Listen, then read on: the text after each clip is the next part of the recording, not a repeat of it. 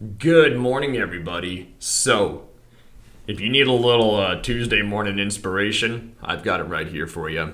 I screen recorded a clip from Jordan Peterson's "Into the Abyss" or Light in the Darkness" speech that he gave last year in 2019. It's based on his book "12 Rules of Life: An Antidote to Chaos." And if you really want to put your own house in order, this is a great man to start listening to, because he has put his own house in order, and he's gone through it. He's gone about it in a manner that I think a lot of veterans and anybody with PTSD will gravitate towards and resonate with.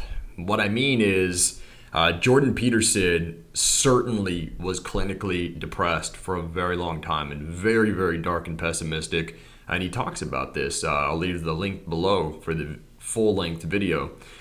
And this is not an uncommon practice for souls to participate in. They'll come down here to planet Earth, where things can get incredibly dark, and people will do incredibly dark things.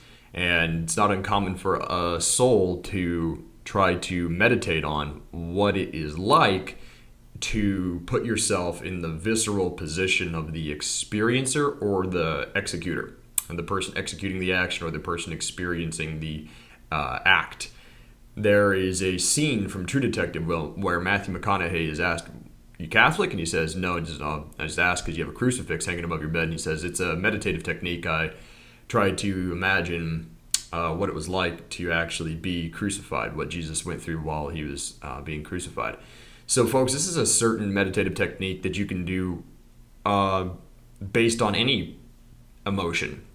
You can try to place yourself viscerally in the emotions of your dog, right? Meditate with your dog in the room, and what is it like to, if you will, view life through the dog's eyes. And I guarantee you that with enough practice, you can get to the point, because all things are connected in source, where you can actually view yourself through your dog's eyes. There are good books out there on how to do this, and I'll definitely recommend a few. None of them, I can't recall the titles of the ones I've read on this particular topic right off the top of my head, but the one that I'm currently reading is Awakening in the Dream by David Wilcock, and he actually talks about this in the first 2 chapters. So with that, folks, if you want, take that up as a practice. If you really want to get yourself to an understanding of people, maybe you might struggle with understanding people, or maybe you do a really good job of understanding people and you just want to be able to more empathically put yourself in their shoes, to better direct your own actions in life. That's a really good way to go about it. Like, how would I feel if I was on the receiving end of this course of action that I'm about to set out on? Meditate on that.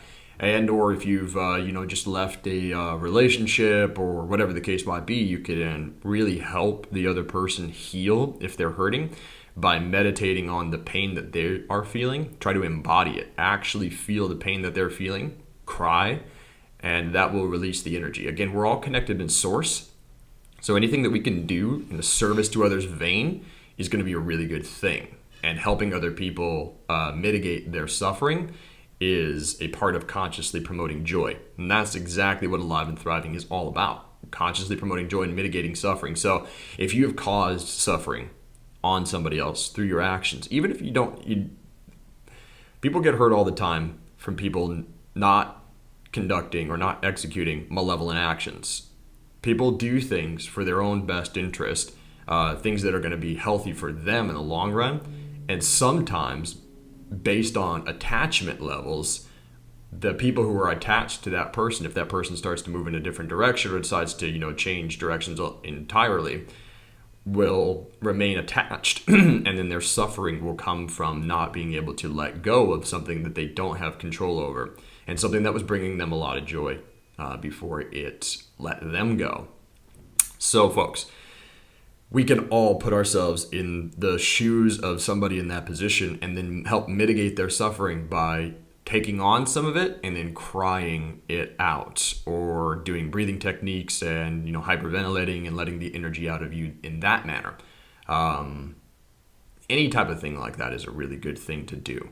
Now, for motivation's sake, let's go ahead and check out Jordan Peterson. He's got a really, really good description of who we are and what we are, and that's what you're going to see in this video. And I highly encourage you to then go check out Jordan Peterson's work, especially the book 12 Rules of Life: An Antidote to Chaos. Namaste, and thank you for watching. And it's worth asking yourself. It's like, drop what you're doing that's foolish, that you know is foolish, and pick an aim that's worthwhile, to make things better for yourself, like you're worth taking care of, like you're worth something, and to surround yourself with people who believe the same and who are rejoicing in your accomplishments and unhappy when you fail, right? And you're comparing yourself to your accomplishments of yesterday and not to someone else's today, so that you're not jealous and bitter. And you put your own house in order so that you're not cursing the world when some of its disarray might be your fault. And you're trying to pursue something meaningful, and you're doing your best to tell the truth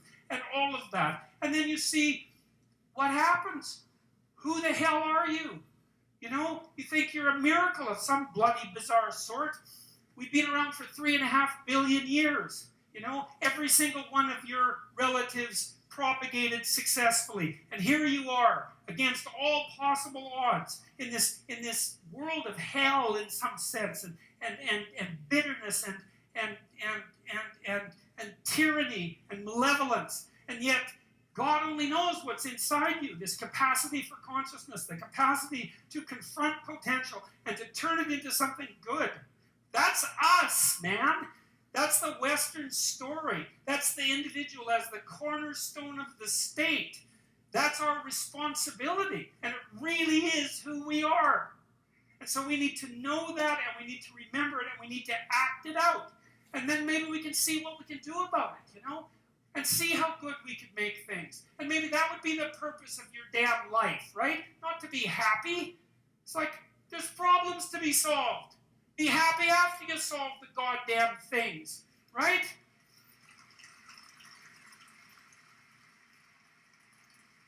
Because I looked at dark things, that I learned that the light was more powerful than the darkness as far as I was concerned, and that people were capable, each of us, of remarkable things, and that we need to know that that's what we are. We're this consciousness that confronts potential with all its catastrophe.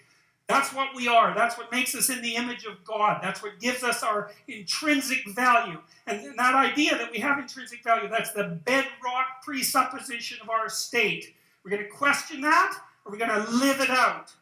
Better to live it out. Find out who you are. Thank you very much.